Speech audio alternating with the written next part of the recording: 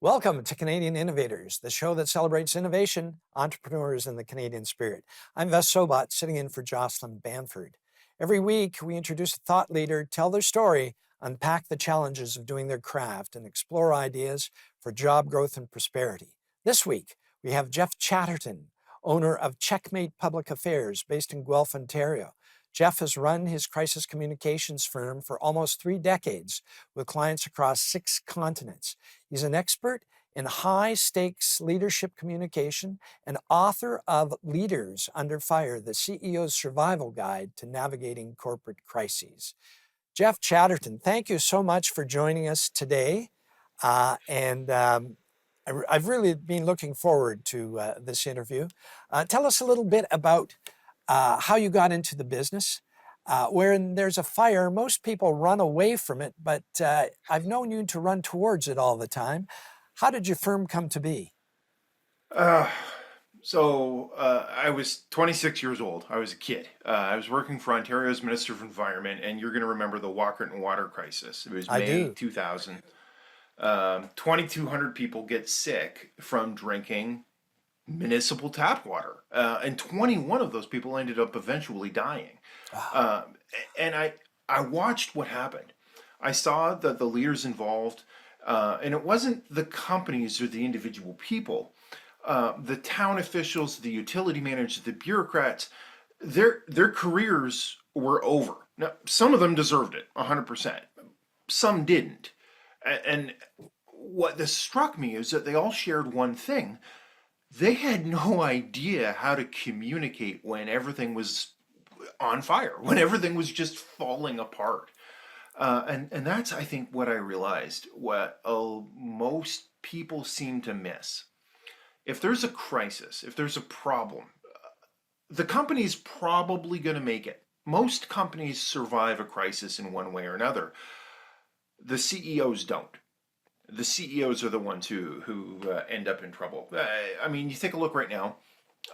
Take a look at the last 10 years. BP. BP is still pumping oil. BP is still selling gasoline. Tony Hayward is not in charge of BP. United is still flying airplanes. The CEO of United out the door for a number of reasons. The executives whose faces get attached to those headlines are gone. They're axed. And they get sacrificed so that the board could turn the page. And I was like, you know what? I need to stop thinking about protecting organizations. I decided to start focusing on protecting the leaders themselves.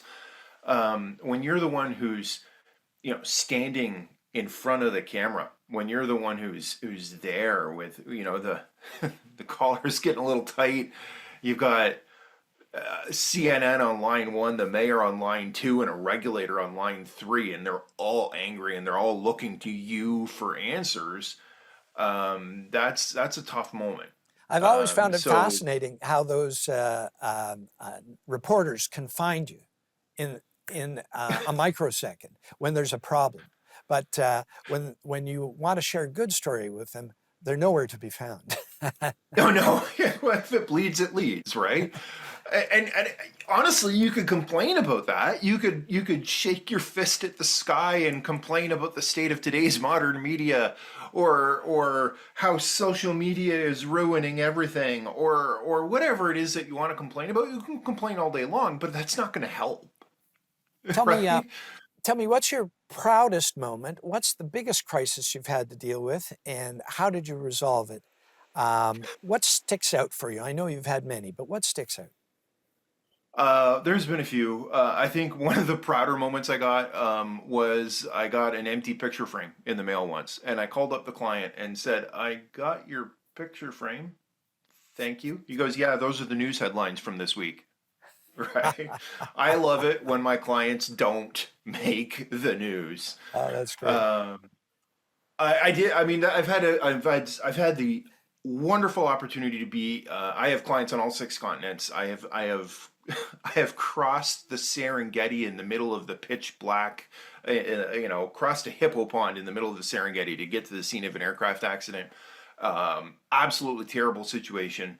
By the time I even got to Tanzania, The specialty aviation company was effectively bankrupt. We got Wow. to work. Hold that thought. It was a Hold that thought. We'll come back right after the break with that.